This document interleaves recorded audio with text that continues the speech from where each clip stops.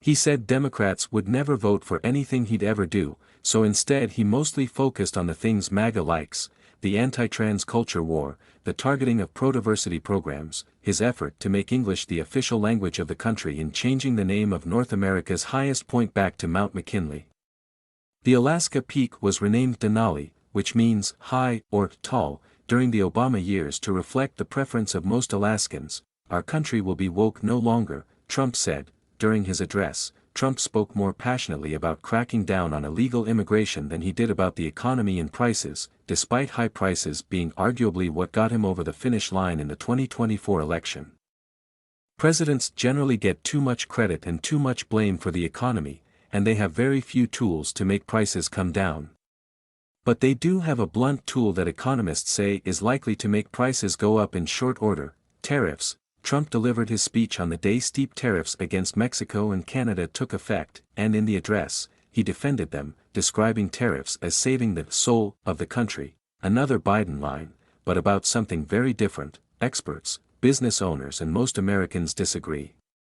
In the NPR poll, taken before Trump put the latest round of tariffs in place, 57% said they believed prices would go up in the next 6 months, and more people narrowly said Trump's approach on the economy would make things worse rather than better. The subject got scant attention in Trump's speech, and he spent a lot of time blaming Biden. In fact, Trump mentioned Biden 13 times in the speech. Joe Biden especially let the price of eggs get out of control, Trump said. The egg prices, out of control. And we're working hard to get it back down. The recent increase in the price of eggs is largely due to a bird flu outbreak. Every president tries to blame their predecessor for negative things that happen in creating a Golden Dome missile defense system. Israel has an Iron Dome that responds to rockets lobbed into its country, but it is much closer to adversaries like Iran, Hezbollah and Hamas. 5. It's Trump, so of course, there were some made-for-reality TV moments. Trump is always one for theatrics, though this speech was lackluster compared to the pomp and melodramatic moments of past Trump addresses to Congress. Nevertheless, there was the unveiling of a new executive action naming a wildlife refuge for a girl allegedly killed by immigrants in the U.S. without permanent legal status, the naming of a 13-year-old cancer survivor as an honorary Secret Service agent, the announcing of admission to West Point for a high school student, and the announcing of the capture of the alleged terrorist behind the Abbey Gate bombing in Afghanistan. 6.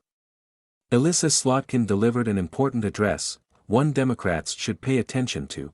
The senator from Michigan gave arguably the best response to an address to Congress since former Senator Jim Webb's fiery response to George W. Bush in 2007 with the country embroiled in the Iraq War. Many who have been in this slot, in both parties, have found themselves the subject of ridicule, but Slotkin was a presence. Standing in front of a wall of American flags, she drew on her biography as a former CIA officer, daughter of a Republican father and Democratic mother, and as someone who won in a state that Trump also did in 2024.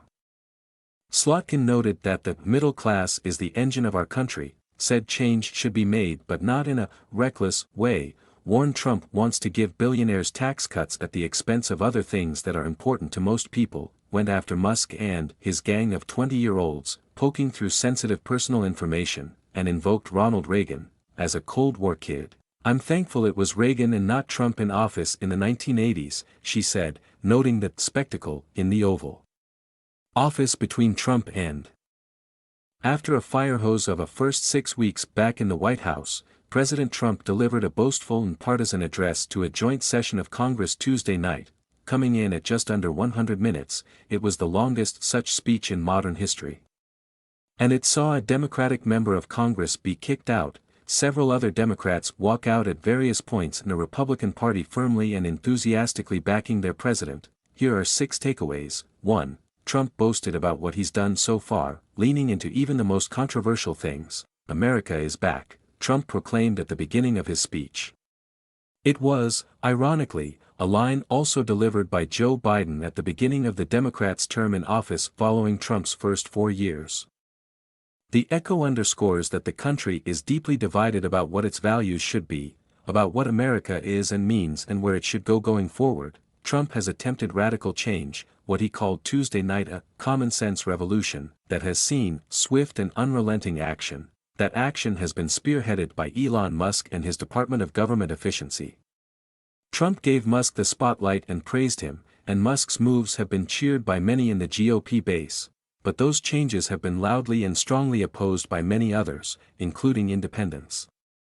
In the latest NPR/PBS News/Marist poll, independents gave Trump just a 34% approval rating and Musk and Doge a 34% favorability rating.